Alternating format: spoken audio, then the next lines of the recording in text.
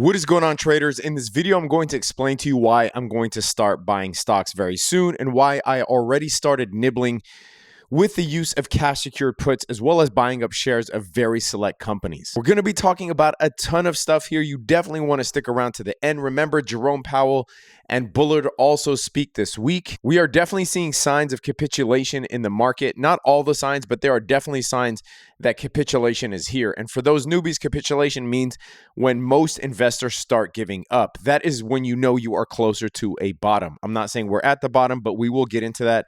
As a matter of fact, let's get right into it. So looking at the NASDAQ, one of the signs of capitulation that I'm looking at is volume. When the market starts to capitulate, you tend to see these huge red volume spikes. This is the weekly chart, by the way, not the daily.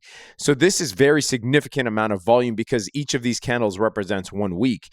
And usually with these bottoms, where we get these V-shaped bottoms on the weekly chart, it is coupled with huge sell volume, multiple weeks of above average volume. And the average is this orange line here. So we saw this at the end of 2018. Coincidentally, when the last time the Fed was tightening monetary policy, we saw this in the COVID crash, and we are seeing it now. And this is on the NASDAQ. The S&P is slightly a different picture, and I believe that we do have more capitulation on the NASDAQ. Obviously, the NASDAQ being the only index that has really hit bear market status, actually going above that, where we've had a 30% drop in the NASDAQ. So my point for starting to nibble here is we are already below the 100-week moving average. And if we get to the 200-week moving average, which is a very rare event, but that only represents another 12% or so down. So the downside, I think, is much less than the upside. We do have a lot more upside than downside. As you know, we do have about 35% of upside just to get back to all-time highs. And I will be buying if we do get to that 200-week moving average, something that we really haven't touched since all the way back in 2010. Now, the only real fear is that if this is a 2008-like scenario. Other than that, if this is a typical bear market, you definitely want to be buying near the 200-week moving average. Again, we're only talking about the NASDAQ, but this serves true going all the way back to 2004. The SPY, based on the S&P 500, we haven't seen those typical capitulation sell candles as you see here, similar to what we saw in 2020 or what we saw in 2018. Plus, the SPY hasn't technically hit a bear market. We're still less than 20% down. Not saying we even have to, but if we get further capitulation, I could easily see the SPY get down to the 200-week moving average, which is around 350, another 13% from here. But again, is there more upside than downside? Yes, there is more upside than downside. And I'm okay nibbling on some things at these levels. We will get into that. As a matter of fact, let's get right into it now before I tell you what else am I looking at that is giving me not hope, but that is presenting me with an opportunity to buy some things here. So if you guys have been following our trades, we've been selling cash secured puts. We sold it on Apple, Microsoft, the Qs, as well as Tesla. And we are currently up on all of those cash secured puts. Now, for newbies, a cash secured put is when you sell a put at a certain strike price, and if that strike price never gets hit, then you essentially keep the money that you sold the put for, and the put expires worthless. If the strike price does hit, and you will get assigned those shares, but you are naming the price that you are willing to buy those shares for. So at Apple, I sold with 135 cash secured put, Microsoft the 215, Tesla the 400 cash secured put, and the triple Q's 250 cash secured put. So you are essentially naming your own price for this. It does seem like sorcery. It seems like magic. If you want a explanation of how this is, I did a whole video on cash secured puts here, so check it out.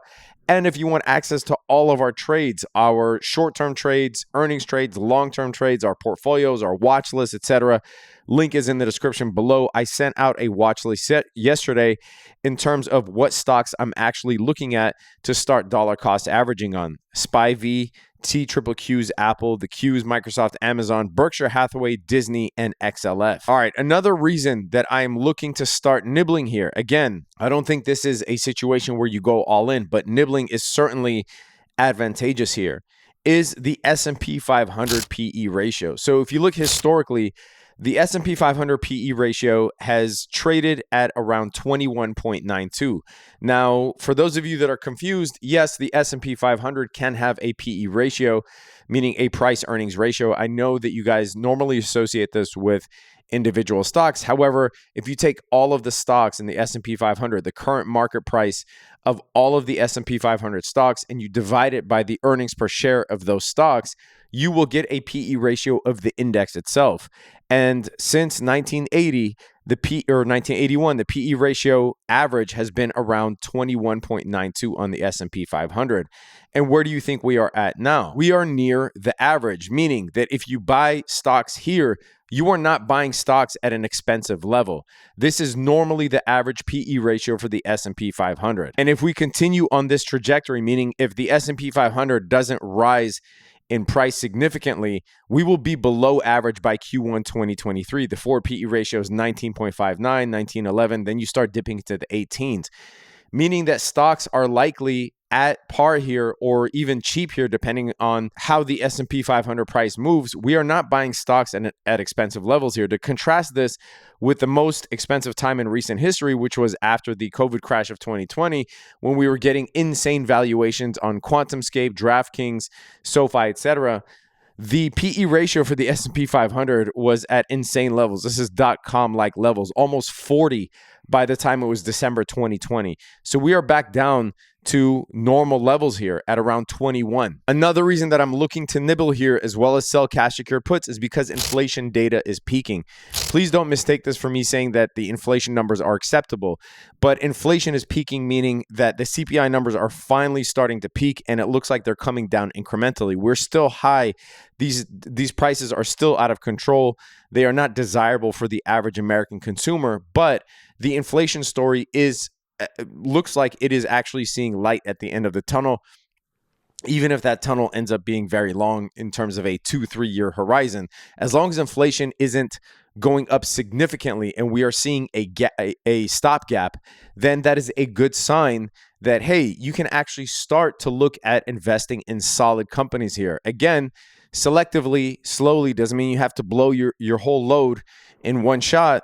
But this is a time to start looking, in my opinion. Another reason why I'm looking is because China, the second largest market in the world, is looking to reopen on June 1st. They're going to be returning to normal life, exiting the COVID lockdowns as of June 1st, if all goes according to plan. And hopefully that does relieve a lot of pressure that we have currently on supply chain constraints, which would also benefit the inflation picture and help prices come down if we are able to alleviate those supply chain constraints. Plus, a lot of the mega cap companies derive their revenue from sales in China. So if we can get some of those sales back and report those in the next round of earnings, then we will be in better shape than we are today. Another reason, Bullard, one of the more hawkish Fed members, actually said that he does not see a 75 basis point rate hike increase for now. And this was just a few days ago from the time of this recording. And he's also speaking this week as of the time of this recording. So if one of the most hawkish members is now projecting that we won't see a 75 basis point rate hike, it means that the Fed also thinks that inflation has peaked and that we don't really need to take that extraordinary step just yet. We might need to, but we don't see that just yet. So if the most hawkish Fed member is saying that, that is a good sign, because the Fed, as you know, likes to telegraph their plays in the news during non-FOMC official meetings. So there you have it, folks. Short, sweet video there. We went over some of the stocks that I'm looking at in order to start dollar cost averaging on. Went over cash secured puts. Again, watch the video that is tagged to this video if you want a lesson on cash secured puts. If you want to learn how to trade options, if you want to join the group, if you want to get all of our options trades, our daily options, day trades, link is in the description below. Come join thousands of traders. Would love to have you. There's also a beginner section where you can ask the coaches any question you like.